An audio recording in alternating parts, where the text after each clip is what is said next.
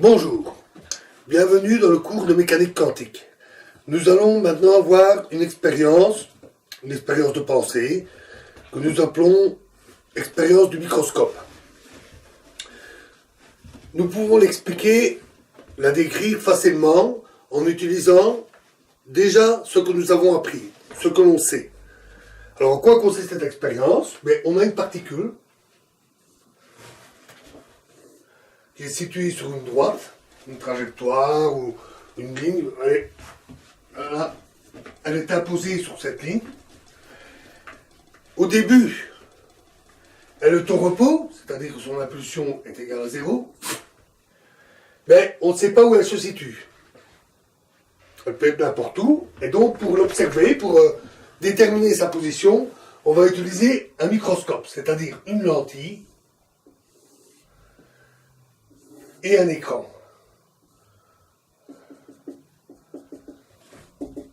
De manière à ce que l'image se forme sur l'écran. Et on peut ainsi mesurer la position de la particule. Alors, on va supposer qu'on a un photon qui vient d'en dessous, qui touche la particule et est diffusé à travers la lentille.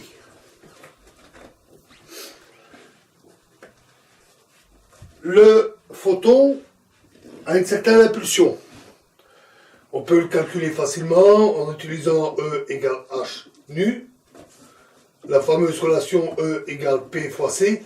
Notons P gamma pour bien dire qu'il s'agit de l'impulsion du photon et non pas l'impulsion de la particule. Et la relation entre fréquence et longueur d'onde. Et on trouve que l'impulsion du photon,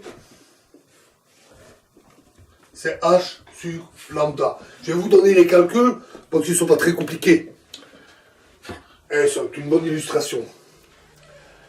Mais, une fois qu'il est diffusé, le photon, on ne sait pas par où il passe. Il peut passer par n'importe quel endroit dans la lentille pour arriver sur le point image. Tout ce qu'on a, c'est un seul point, qui est l'image de la particule, et on ne sait pas par où sont passés les rayons lumineux, par où sont passés les photons. Donc le photon a une petite impulsion horizontale, et on peut la calculer. Donc si on note L, la largeur de la lentille, et D, la distance à la particule, on peut faire un petit calcul de cinématique, et on détermine que l'impulsion du photon va être latérale, donc horizontale, va être plus ou moins le P gamma ici, fois L, la largeur de la lentille, divisé par 2 fois la distance à la particule. Ce sont des relations qui découlent aussi des lois de l'optique. Nous en avions parlé avec nos flashs lumineux dans l'expérience de Young, qui ne permettaient pas de déterminer la forme par laquelle la particule a mieux qu'une demi-longueur d'onde. C'est exactement ceci en fait. Et on peut améliorer la précision de diverses manières. Alors, déterminons d'abord la précision sur delta x. Oui, pardon, je vais un petit peu trop vite. Les lois de l'optique nous disent que on ne peut pas être infiniment précis.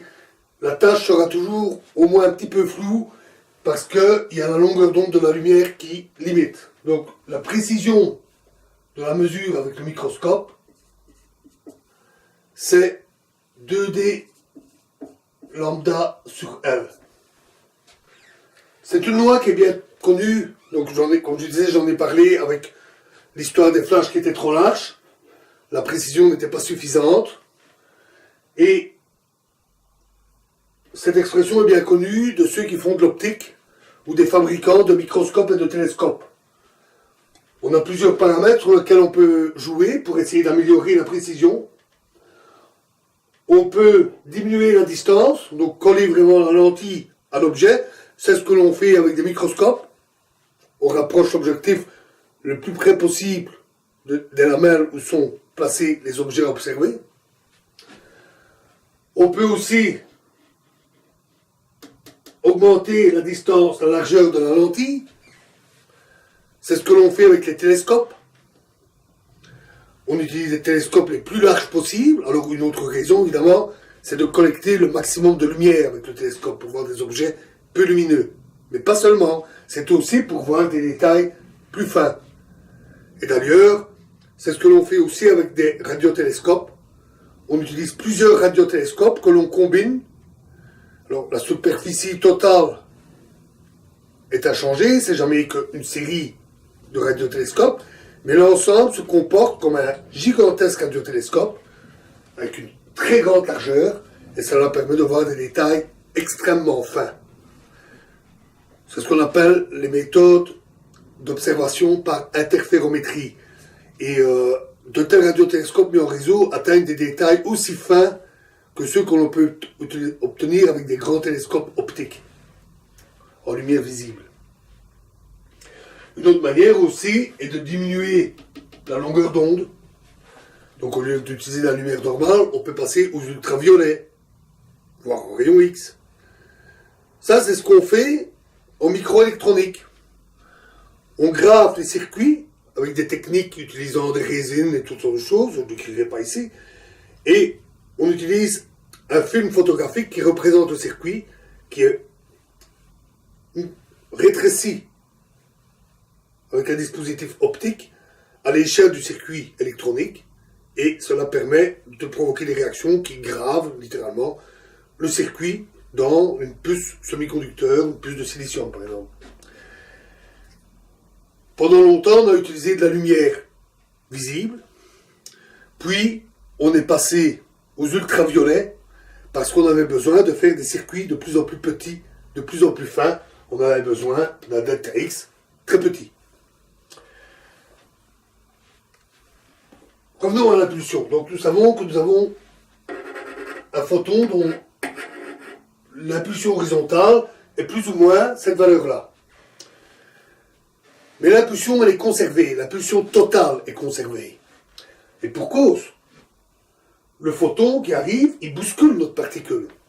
Problème dont nous avions déjà parlé aussi avec l'expérience de Young. Le photon, s'il part vers la gauche, ça veut dire qu'il cogne la particule et il pousse la particule vers la droite. Inversement, si le photon va à droite, il pousse la particule vers la gauche. Donc ça introduit une incertitude sur l'impulsion de la particule après le passage du photon. Et en combinant les relations, on trouve delta P est égal à H fois L sur lambda de D.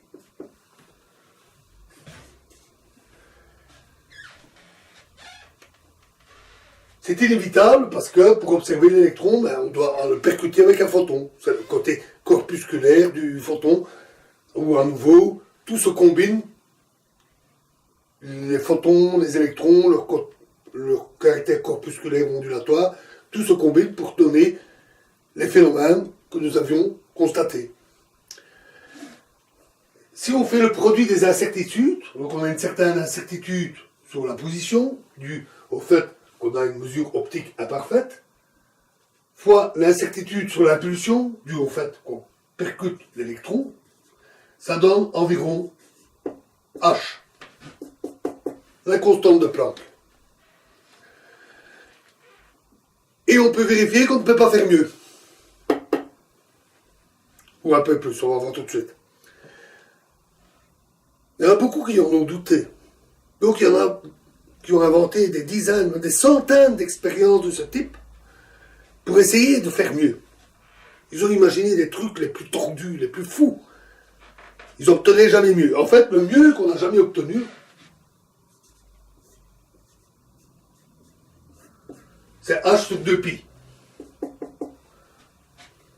C'est 6 fois mieux que le résultat précédent. C'est pas beaucoup mieux. C'est-à-dire H bar.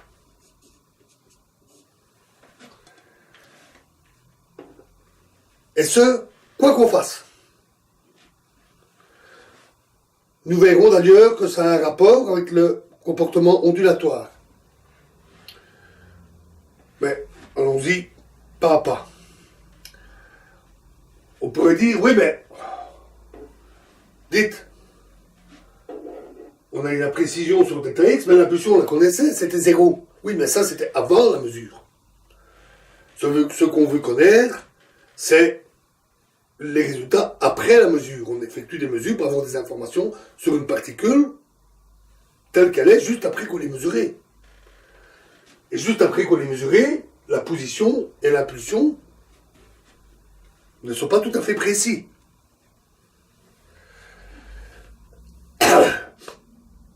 D'ailleurs, au départ, nous avons bien dit que l'impulsion était nulle, une précision parfaite, mais que la position était totalement inconnue.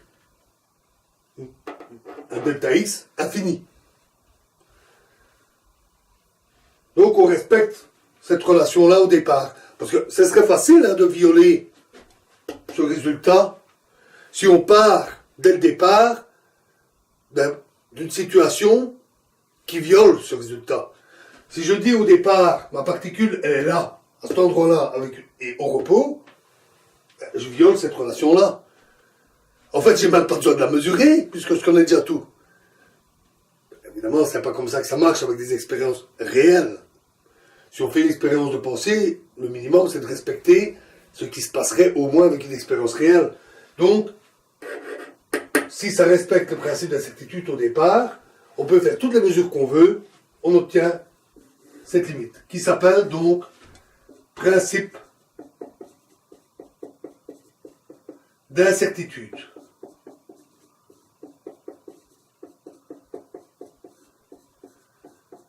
C'est le principe d'incertitude dit de Heisenberg. Pourquoi? Parce qu'il l'a obtenu très tôt dans l'élaboration de la mécanique quantique. Alors il s'y est pris de manière très abstraite, avec des calculs compliqués, et en se basant sur les spectres des atomes. Bon, il a obtenu quelque chose de très complexe, qui fut appelé mécanique quantique matricielle. C'était la première véritable théorie quantique. Elle n'avait pas les limitations du modèle de Bohr. Elle ne s'appliquait pas nécessairement à l'atome. Et il a déduit très tôt, de ses développements théoriques, il a déduit très tôt cette relation. D'où le nom de principe d'incertitude de Heisenberg. Il semble donc qu'il y ait une limite à notre capacité à connaître avec une précision aussi grande qu'on veut, à la fois la position et l'impulsion d'une particule. Nous verrons que ces résultats s'appliquent à d'autres grandeurs, et c'est pas pire que de dire que dans l'expérience de Young, on ne sait pas prédire exactement où un électron donné va aller frapper la cible. C'est le côté aléatoire. Avant d'essayer de mieux comprendre l'origine de ceci, nous allons voir nous allons voir une autre expérience pour mesurer l'impulsion. Parce que une question qui peut se poser, c'est est-ce que cette incertitude est fondamentale? Est-ce qu'elle est liée à la nature des objets quantiques? Ou bien est-ce que c'est une impossibilité pratique? Je veux dire ici, la première chose qui vient à l'idée, c'est que la particule, elle a bien une impulsion précise et une position précise. Simplement, on a beau être aussi malin qu'on veut, on n'arrive pas à le mesurer de manière aussi précise que l'on veut. Donc ça, c'est quelque chose qu'il faut trancher. C'est est-ce que c'est une limitation de nos capacités, éventuellement liée par des lois physiques qui nous empêchent de faire mieux? Ou bien est-ce que la particule est vraiment dans une situation où sa position n'est pas certaine? Elle n'a pas de position précise. Donc ça, c'est quelque chose qu'il faut essayer de trouver, essayer de comprendre. Et dans la prochaine expérience, nous essaierons de mesurer l'impulsion pour essayer d'un peu progresser sur la question. Merci.